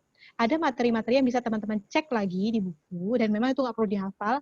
Ada yang benar-benar jadi key. Jadi semua informasi itu satu bab itu misalnya ada 100, bisa taruhlah ada 30 halaman. Teman-teman misalnya UTS itu harus belajar 7 bab. Berarti ada 140 halaman yang harus dihafalkan. Kan nggak gitu juga. Gitu. Jadi misalnya bikin mind map atau bikin outline apa key yang penting untuk di materi ini sendiri. Biasanya kalau key itu akan disampaikan sama dosennya kan. Ini yang disampaikan sama beliau berarti itu suatu hal yang di-highlight sama dia. Berarti kalau nggak di-highlight berarti sebenarnya itu nggak important to know, itu nice to know mungkin ya. Artinya bahwa itu penting untuk diketahui. Tapi kalau yang lain yang penting sih, cuma maksudnya nggak begitu prioritas untuk dihafalkan. Jadi mungkin belajar untuk mana yang prioritas untuk dihafal, mana yang enggak. Karena kamu tahu kapasitas kamu enggak itu. Ada orang yang emang fotografik ini ya, dia ngelihat sekali lihat langsung hafal ya. Ya kita kan beda-beda sama semua orang gitu. Jadi gitu, coba diatur lagi. Tadi kamu misalnya, tadi kan kalau menghafal tuh berarti kan harus yang mode-nya tuh yang go ya. Nah, kamu orang mana dulu nih? Kalau misal orang yang subuh atau orang pagi atau misalnya orang malam. Ada orang yang makin malam makin on gitu ya. Ada orang yang makin malam makin habis baterainya. Pagi baru isi lagi baterainya. Nah, jadi coba nanti kayak gitu Akbar, kalau misalnya kamu kesulitan, coba dibikin nggak harus ngafal semua materi kok. Itu yang bikin kamu kelelahan dan overload sama informasi. Gitu ya Akbar. Mudah-mudahan menjawab ya Akbar ya. Ya. Mudah-mudahan menjawab ya Akbar ya. Oke. Selanjutnya saya pilih aja pertanyaannya ya Kak ya. Boleh. Ini yang agak berbeda nih dari Lita Utami. Saya Lita Utami dari Keperawatan D3. Mau tanya Kak, kenapa seseorang memiliki keluarga broken home mengalami penurunan prestasi yang drastis? Terima kasih. Oke, berarti ini kan sebenarnya salah satu masalah ya teman. Jadi kualitas belajar itu teman-teman juga dipengaruhi, tadi kan sebenarnya kita bilang ada masalah kesehatan mental. Ya, kualitas belajar teman-teman tidak hanya dipengaruhi oleh fasilitas yang ada gitu ya, tapi juga atau misalnya potensi yang teman-teman punya, tapi juga dipengaruhi oleh kondisi kesehatan mental teman-teman sendiri. Ya, jadi kalau misalnya kita punya masalah, misalnya kalau broken home itu kan sesuatu pengalaman yang tidak menyenangkan ya. Dan apalagi kalau misalnya kondisinya tidak ada perubahan yang sangat signifikan. Jadi kalau broken home artinya kan gini, ada perpisahan antara orang tua kita, ada perubahan secara drastis dalam kehidupan kita, ada resource yang dulunya ada, atau sumber daya yang dulunya ada tapi nggak ada gitu ya. Banyak sekali penyesuaian yang memang harus teman-teman lakukan ketika misalnya kita menghadapi kondisi seperti itu gitu ya. Termasuk misalnya kayak ditinggal salah satu anggota keluarga ya kan, atau misalnya kondisi ekonomi yang menurun, itu pasti akan mempengaruhi kesehatan mental teman-teman. Karena apa? Pasti stres. Nah, pasti stres ya kan? Pasti tertekan. Dengan teman-teman stres, tertekan, itu pasti ya, itu akan mempengaruhi performa kognitifnya teman-teman atau performa berpikirnya teman-teman. Nggak bisa fokus karena setiap baca buku ingatnya masalah itu lagi gitu ya. Ngelihat dosen ingatnya itu lagi, dia nggak fokus dosennya mau ngomong apa gitu ya. Pas baca buku berkali-kali pun apa yang dibaca juga nggak paham, otomatis makanya kenapa prestasinya juga turun karena kualitas belajarnya juga turun gitu. Nah, Kenapa? Kita lebih banyak gini, ketika emosi kita nggak bagus, nggak stabil, kita nggak bisa berpikir secara logis. Makanya nih ya, ini beda ya. Kalau teman-teman ketemu sama orang yang lagi marah-marah, jangan diajakin berpikir, biarin dulu dia marah gitu ya. Nah, atau misalnya lagi nangis, kamu sedih ya, diajakin ngobrol, nggak akan bisa jawab dianya. Lepas dulu emosinya, baru setelah itu teman-teman ajak berpikir. Karena ketika orang sudah lagi ngerasain emosi yang bergejolak, itu logikanya nggak akan jalan, nggak bisa diajak berpikir. Jadi percuma nasihatin orang yang lagi marah-marah. Kalau dia udah reda, nah baru teman-teman bisa ajakin ngobrol, ajak diskusi. Nah begitu juga dengan kita ya, kalau kita misalnya lagi punya gejolak emosi, apa ya namanya lagi nggak stabil gitu ya, sedih, dan itu tertekan, nggak bisa cerita juga ke teman, nggak bisa curhat, tapi harus kelihatan baik-baik aja, itu kan energinya habis. Ya, di situ energinya habis. Teman-teman energinya udah untuk itu aja, untuk belajarnya udah nggak ada. Lelah gitu. Makanya kenapa biasanya orang-orang yang punya masalah dalam keluarga itu cenderung memang punya masalah juga dalam akademiknya. Terus gimana Kak? Biar aja gitu. Ya enggak juga gitu. Yang teman-teman harus lakukan pertama adalah cari bantuan. Kalau teman-teman nggak bisa ngelola emosinya secara sendiri, jangan ditahan. Karena lama-lama bisa nanti teman-teman punya memperparah kondisi kesehatan mental menjadi lebih negatif lagi gitu. Dan itu akhirnya kan nanti teman-teman nggak bisa yang tadinya nggak bisa ngerjain tugas malah nggak bisa ikut kuliah gitu karena sakit dan segala macam gitu. Jadi coba bisa cari bantuan, misalnya mungkin bisa ke SATC ya, salah satunya ya, SATin ya, gitu. Kayak promo ya. Tapi itu bisa salah satu. Salah satu misalnya yang bisa difasilitasi oleh kampus, itu kan untuk membantu teman-teman, dan teman-teman berhak untuk pakai fasilitas itu. Karena kan kampus menyediakan itu untuk sebenarnya adalah menjaga kesehatan mental teman-teman, supaya teman-teman punya pendidikan yang tetap bisa menjalankan pembelajaran yang berkualitas gitu ya. Nah, atau misalnya ngobrol sama keluarga yang dekat, atau misalnya bikin kegiatan-kegiatan misalnya bikin jurnal harian. Sebenarnya kayak kita nulisin kemarahan kita, kekesalan kita di kertas, kan orang nggak peduli ya, siapa yang baca kan kita aja. Itu sebenarnya bisa juga meringankan beban-beban yang kita rasakan gitu. Karena memang harus dikeluarkan. Emosi negatif tuh kayak sampah, teman-teman. Kalau disimpan terus, busuk dia. Ini bahasanya agak ini ya, tapi memang iya.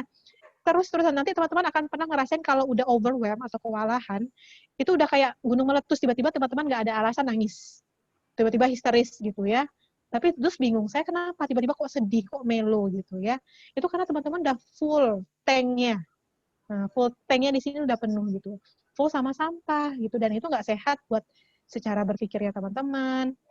Kemudian emosi teman-teman juga jadinya nggak bagus. Nanti berpengaruh juga ke interaksi ke teman-teman. Teman-teman ke teman-temannya gitu. Maksudnya dalam pertemanan itu juga mempengaruhi. Jadi coba nanti, kan ada beda-beda ya orang. Ada yang memang bisa enak terbuka sama orang gitu. Kalau kalian memang nggak terbuka orangnya, silahkan cari bantuan, misalnya ke lembaga tenaga profesional. Kalau di sekolah, di kampus kan memang disediakan. Atau misalnya dengan cara yaitu kalian bikin jurnal harian ya, atau lakukan kegiatan-kegiatan positif yang bisa mengalihkan pikiran, yang sifatnya bisa meningkatin mood positifnya gitu. Nah nanti setelah itu kalau moodnya udah oke, baru belajar. Gitu Pak Fatin. Mudah-mudahan menjawab ya Lita ya. Ya, jawab ya Lita ya. Oke, mungkin satu pertanyaan lagi mungkin ya Kak ya, kita coba. Siap. Ibu mau nanya. Oh, Fahri mau nanya. Boleh deh, dipersilakan dulu. Ya. Jadi kan tadi potensi itu kan ada hubungannya sama yang sesuatu effortless ya Bu ya. Iya. Terus kira-kira ada nggak sih hubungannya potensi sama kayak yang namanya passion itu? Soalnya ada teman Fahri, dia udah 1 tahun gap year nggak kuliah, terus kita sebagai temannya tuh nganggap dia tuh punya potensi di satu hal, tapi dia bilang dia passionnya tuh di hal lain gitu. Jadi dia ambis buat masuk satu fakultas, terus akhirnya masuk gap year, dan tahun ini masuk tapi bukan di fakultas itu, maksudnya bukan di prodi yang dia tuju, fakultasnya fakultas teknik, cuman beda prodi gitu. Tapi katanya dia bilang tahun depan pengen nyoba lagi ke prodi yang itu. Jadi maksudnya dia bilang passionnya itu ke sana, tapi kita sebagai temannya tuh dia tuh punya potensi di hal lain selain teknik gitu, atau ya hal lain. Menurut tanggapan Ibu bagaimana? Oke. Ya ini sering terjadi nih Fahri. Jadi misalnya ya tadi makanya kan kalau supaya kita cara mengenali potensi itu dengan tanya ke orang-orang terdekat, salah satunya teman. Nah, misalnya kayak Fari tadi kan kenal kayaknya orangnya oke-nya di sini nih, tapi kok ini. Tapi kan sebenarnya gini, kadang-kadang memang sesuatu itu kalau yang potensi itu effortless, maksudnya kita nggak terlalu karena kita udah punya potensi di situ, kita bisa mengerjakan. Bukan berarti kita yang nggak punya potensi kita nggak bisa ngerjain ya, bisa, tetap bisa. Tapi artinya butuh usaha lebih dibandingkan kalau kita ngerjain sesuatu yang kita punya potensi di situ. Bisa aja passion orang itu nggak sesuai dengan potensinya Fari gitu. Kenapa? Karena passion itu bisa dipengaruhi oleh banyak hal. Misalnya, dia punya keluarga yang memang punya, atau dari kecil udah dicekokin bahwa itu bagus gitu ya, itu dinilai positif gitu. Ini salah satu contoh ya, teman saya waktu SMA, ahli IT sekali, nge-hacker atau apa gitu ya, dia belajar otodidak gitu. Kita kayak wow gitu ya. Pokoknya kalau kalian punya masalah apa, itu dia bisa ngerjain. Jadi kita akan berpikir orang ini akan masuk nanti ke ilmu komputer gitu lah ya istilahnya. Dan saya yakin bahwa dia akan berhasil di situ gitu. Nyatanya apa, jadi dokter gitu. Dan kita ngeliat dia nggak punya potensi di situ, ya, karena dia kayaknya nggak suka hafalan dan segala macam. Tapi karena memang mungkin ada passionnya juga di situ dan memang keluarganya ada, maksudnya ya prestis ya di situ dan situ gitu. Ya dia nggak apa-apa gitu. Toh sekarang jadi dokter yang berhasil kok, nggak, maksudnya dia tetap bisa berhasil di itunya dan dia ngerjain tugasnya dengan passion. Jadi dia passion itu kan sesuatu yang kita nilai positif ya. Nah, yang kita nilai positif, ada persepsi atau pandangan positif terhadap itu, ada pengalaman positif terhadap hal tersebut gitu. Tapi memang kalau dia ngerjain passionnya dia, itu kan kalau bukan potensinya dia effortnya akan lebih banyak dibandingkan kalau dia ngerjain yang sesuatu yang mungkin kayak menurut Fahri itu potensinya dia gitu. Gitu. Misalnya nih saya suka sama saya suka berenang, saya suka laut gitu ya, saya suka laut misalnya, saya suka berenang. Tapi saya misalnya nggak ahli berenang gitu. Ya saya nggak bisa, ya passionnya tetap saya harus belajar berenang atau gimana gitu. Lebih harus belajar dibandingkan yang lain. Tapi tetap saya kan karena saya senang laut, nah saya mau gitu gimana caranya gitu. Mungkin buat ada orang-orang yang berenangnya langsung nyemplung, langsung ngambang gitu kan, beda sama saya yang kayak nyemplung tenggelam terus, nah, misalnya seperti itu. Tapi kan ketika itu passion saya akan lebih mau mengusahakan untuk bisa mencapai goal saya tadi, yaitu passion saya gitu, Fahri. Kayak menjawab ya, Fahri, insya Allah ya. Terima kasih, Bu. Iya. Terima kasih, Coach. Mungkin satu lagi nih, Kak, pertanyaan. Satu lagi terakhir, dan mungkin Coach juga bisa closing ya setelah menjawabnya. Itu ada satu pertanyaan yang sama nih antara Muhammad Arif Syamsu dan juga Rohmah Oktav ya. Dari keduanya sebenarnya lebih nanya gimana sih Kak cara untuk menjaga konsistensi dalam belajar. Tadi kan udah semangat tuh Kak, udah bikin jadwal, udah bikin agenda, udah bikin hal-hal yang kayaknya udah enak banget lah, udah planningnya udah jelas gitu. Tapi ternyata gimana ya kalau ternyata tuh males setelah itu, setelah membuat planningnya males, dan bagaimana sih cara menjaga konsistensi hal yang sudah kita buat itu. Oke. Nah, balik lagi nih, kalau misalnya konsistensi, itu balik ke teman sendiri, ke diri teman-teman sendiri gitu ya. Jadi mungkin bisa dibikin ini loh, sanksi diri sendiri. Jadi kalau misalnya teman-teman tidak mengikuti, dapat sanksi apa gitu ya, kasih ke diri sendiri. Kalau mengikuti dapat reward apa. Jadi jangan lupa loh teman-teman, mereward diri itu tuh penting. Ya, mereward diri itu penting. Jangan sampai tidak mereward diri kita ya. Karena mereward diri itu memberikan apresiasi dan itu memberikan semangat lagi, semangat positif. Jadi kalau misalnya kita ngerjain aja, ya udah ngerjain aja. Jadi memang nggak ada apanya ya. Jadi konsistensi itu memang harus nggak mudah ya ngikutin itu aja. Jadi kalau misalnya ada muncul setan tuh banyak ya. Besok pagi bangun, males lah nanti aja. Itulah gini lah gitu. Jadi teman-teman mungkin butuh bikin sistem ini ya. Sistem reward and punishment untuk diri sendiri. Kalau saya tidak berhasil ngikutin ini, saya harus apa, atau harus ngerjain apa. Kalau saya berhasil, saya harus gimana. Satu, gitu ya, untuk diri sendiri. Itu sebagai self-monitoring ya, bagaimana kita memonitori kegiatan kita. Kemudian, kita itu mungkin butuh dukungan sosial. Jadi teman-teman bisa bikin grup ini ya, grup apa namanya, support grup gitu ya, grup belajar gitu ya. Jadi saling mengingatkan, pagi ini kita gini ya, jadi ada yang pikir tiap hari mengingatkan bahwa, oh hari ini kita targetnya ini gitu. Walaupun mungkin beda-beda, tapi maksudnya hari ini udah ngerjain tugas ini enggak gitu, hari ini udah ini enggak gitu. Udah selesai belum? Jadi kayak termotivasi, ih dia udah selesai sampai segini, saya belum gitu. Jadi ada yang ngejutin gitu ya.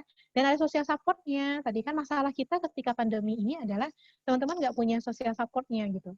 Jadi dengan kondisi yang apa ya, keterbatasan yang kayak sekarang, tetap coba cari resource yang bisa bantu teman-teman untuk tetap semangat belajar gitu ya. Atau minta cariin sapam. Sapamnya bisa dari keluarga. Itu kan sapam dari teman tuh. Nah, atau dari keluarga. Saya dulu pernah tuh minta tolong sama adik saya jadi sapam. Jadi nanti kalau misalnya Kak Ocha belum ngerjain ini malam, tolong diingatin ya gitu. Jadi ada sapamnya gitu. Dulu sempat waktu kuliah jauh pun juga sempat sama sepupu gitu ya, yang kecil, masih SD waktu itu. Kok Kak Ocha lihat handphone kan harusnya ngerjain ini. Nah, jadi saya punya sapam sendiri gitu ya. Oh iya. Dan malu sendiri gitu ya sama yang jadi sapamnya. Jadi kalau kita nggak bisa memonitori diri sendiri, mungkin bisa kayak minta bantuan sama orang-orang lain jadi antara kurung ya sapam kita. Misalnya kayak tadi teman ataupun anggota keluarga yang bisa membantu untuk kita ngingatin. Dan kita harus ingetin ya, nanti ingetin ya gitu. Mudah-mudahan menjawab ya. Ada tadi ada 2 ya. Muhammad Arif Samsul sama siapa lagi Kak Fatin yang bertanya? Rohmah. Oh ya, Rohmah. Oke, gitu. Ya, mungkin itu dulu ya teman-teman pertanyaannya. Mohon maaf sekali pertanyaan yang masuk malah nggak bisa dijawab semuanya. Tapi semoga penjelasan Kak Ocha tadi sudah bisa menjawab setidaknya pertanyaan teman-teman yang masih penasaran nih apa sih yang ditanyakan seperti itu. Mungkin nanti di sesi sharing berikutnya ATC Talk di batch ketiga ya. Semoga kita bisa adakan lagi dan pertanyaan teman-teman ya bisa ditampung seperti itu. Oke, mungkin untuk closing Kak Ocha gimana? Silakan menyampaikan penutupnya. Oke, baiklah teman-teman semua. Ini sebenarnya kan sangat related banget ya sama kondisi teman-teman saat ini ya, tentang pengolahan waktu, karena saya merasa teman-teman adalah pejuang ya. Nah, jadi kuliah zaman now, yang lagi pandemi ini nggak mudah. Tapi teman-teman adalah orang-orang luar biasa yang tetap berusaha menuntut ilmu ya, menuntut ilmu supaya teman-teman bisa mengembangkan potensinya, jadi punya masa depan yang lebih baik, dan mudah-mudahan semangat itu yang nanti akan membawa teman-teman untuk terus bertahan dalam menghadapi kita nggak tahu nih kondisi sampai kapan. Berharap bahwa akhir tahun ini selesai, tapi kita nggak tahu ada second wave dan segala macam.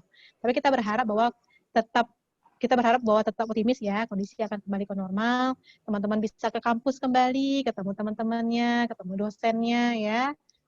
Bisa beraktivitas lagi di aktivitas-aktivitas di luar akademik gitu ya, yang mau masuk BEM gitu ya, kemudian misalnya UKM-UKM lainnya, berkompetisi, olahraga dan segala macam, mudah-mudahan nanti segera bisa ya, kita berdoa sama Allah mudah-mudahan disegerakan. Jadi teman-teman jangan pernah menyerah ya, ini kondisi yang wajar kok, misalnya teman-teman jenuh, teman-teman bete sama dosennya, kok tugasnya banyak, kemudian teman-teman ngerasa kok up and down ya, semangat terus turun lagi, itu bukan teman-teman yang bermasalah ya, tapi itu kondisi yang wajar. Jadi teman-teman harus terima itu sebagai suatu hal yang saya manusia kok gitu. Jadi saya ada titik yang lemah, saya punya titik jenuh gitu ya. Jadi kalau teman-teman udah jenuh, take a break. Kita manusia, kita butuh istirahat. Jadi kalau emang butuh, daripada dipaksain, istirahat dulu, walaupun tugasnya, jangan bikin tugasnya banyak. Stop dulu, cari aktivitas lain yang memang yang tidak berkaitan sama tugas, reward dari teman-teman sendiri. Mau makan snack, mau nari-nari, mau apa terserah kayak gitu ya, mau ngapain gitu ya. Setelah udah refresh rasanya, back to tugasnya lagi. Nah, mudah-mudahan setelah itu energinya kan full, jadinya teman-teman bisa mengerjakan tugasnya dengan lebih semangat lagi dan bisa mengerjakan tadi to-do list-nya yang udah dibikin ya, gitu. Dan terakhir adalah jangan pernah menyerah untuk mengenali potensi diri teman-teman ya. Potensi ini nggak hanya saat remaja, saat selesai kuliah, enggak. selama kita hidup kita akan terus mencari potensi diri kita, gitu ya, terus digali. Makin kita tua, galiannya makin dalam, gitu. Karena kita akan terus, oh saya ini dari sini spesifiknya mana lagi nih? Saya ahlinya di bidang apa nih, gitu. Teknik teknik apa mesin, teknik mesin ahlinya di bidang apa, termodinamika atau apa gitu. Nanti lebih apa lagi? Kita akan terus nyari potensi diri kita. Dan pastinya ada hambatan. Jadi jangan nyerah dulu kalau misalnya ada hambatan, ya. Karena kalau misalnya teman-teman udah nyerah duluan, akhirnya tadi yang galiannya udah setengah, padahal udah mau ketemu sedikit lagi, jadinya terhenti dan akhirnya tadi nggak sampai goal. Gitu Kak Fatin. Mudah-mudahan apa yang disampaikan hari ini, walaupun singkat ya teman-teman, dan mohon maaf tidak bisa menjawab semua pertanyaan teman-teman semua, tapi mudah-mudahan sih harapannya bisa meningkatkan semangat teman-teman yang udah mulai kendor nih ya, udah masuk UAS sebentar lagi ya. Ya. Nah, mudah-mudahan tetap semangat ya. UTS dulu ya? Oh iya, beda ya. Oke, smart. Oke. Oke, terima kasih sekali Kak Ocha, sangat inspirasi dan semoga bisa memberikan kita tadi bahan bakar lagi nih, diisi lagi nih bensinnya supaya kita semangat lagi di selama kuliah di pandemi ini. Makasih banget Kak Ocha atas waktunya, atas kehadirannya dan inspirasinya. Bermanfaat kita semuanya. Dan sebelum kami mengakhiri, terima kasih ya sekali Kak Ocha ya. Tapi sebelum mengakhiri, saya mau bacain dulu kali ya, yang dapat door prize sesi kali ini. Saya akan bacain 4 orang, nanti silahkan setelah itu cek ke nomor handphonenya ya, nanti akan diberikan oleh panitia. Yang pertama adalah Lita Utami dari Keperawatan D3, ya selamat. Kemudian yang kedua adalah Muhammad Arif Syamsu dari Agroteknologi. Jeng kita harusnya ada musiknya lebih seru. Yang ketiga adalah Nafsul Mutmainnah dari Keperawatan S1 dan terakhir tentunya ada Fahri Mufakar. Pas pakai jengjereng ya, selamat. Jeng-jeng gitu ya. Selamat sekali lagi. Jadi gimana? Nggak apa-apa lah ya. Ya. Nafsul katanya tadi udah ya. Aduh, ada apa lagi dong? Rezeki anak soleh. Ya, terima kasih. Saya akhiri ya teman-teman. Terima kasih atas semua perhatiannya di sore hari ini. Dan mohon maaf kalau ada kekurangan dan kesalahan. Saya akhiri. Bila itu daya. Wassalamualaikum warahmatullahi wabarakatuh. Sampai ketemu di SATC berikutnya. Waalaikumsalam. Sampai ketemu semuanya. Foto dulu ya, jangan keluar. Oh iya, kita foto dulu. Silahkan dinyalakan kameranya.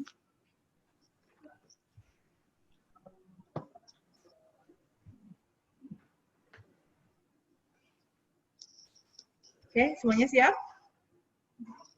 1, 2, cheese.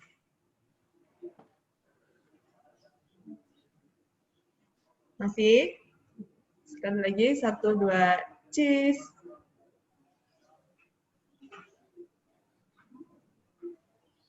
Oke. Udah semuanya, Kak ya? Oke deh. Oke, terima kasih semuanya. Sampai ketemu di sesi berikutnya. Insya Allah. Semoga sehat semuanya. Terima kasih ya, Kak Ocha ya. Iya, oke. Terima kasih kembali, Kak Fatin. Sampai ketemu lagi. Oke. Ini boleh izin live berarti ya, Kak Fatin ya? Boleh, Kak. Oke. Oke, selamat sore semuanya. Selamat liburan ya besok weekend. Besok weekend. Semoga weekendnya menyenangkan. Oh iya. Oke.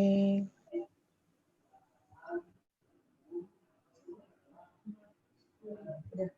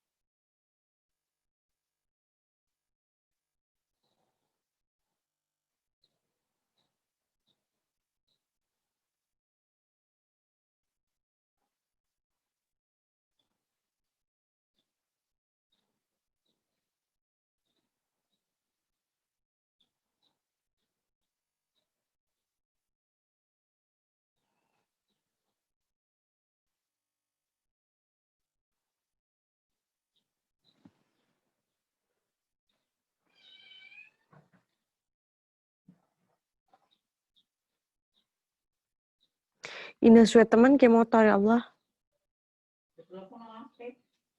Siapa?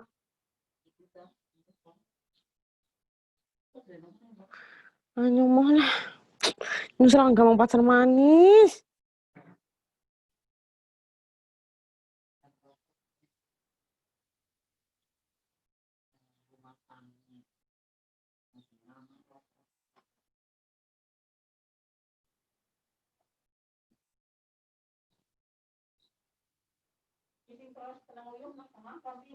Tengah aku yang wis disikat nang lidir lap disikat.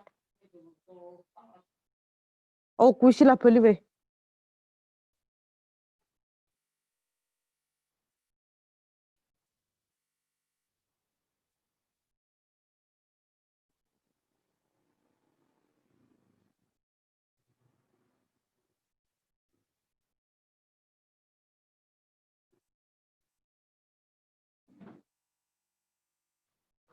Kon jaba bae kae motore.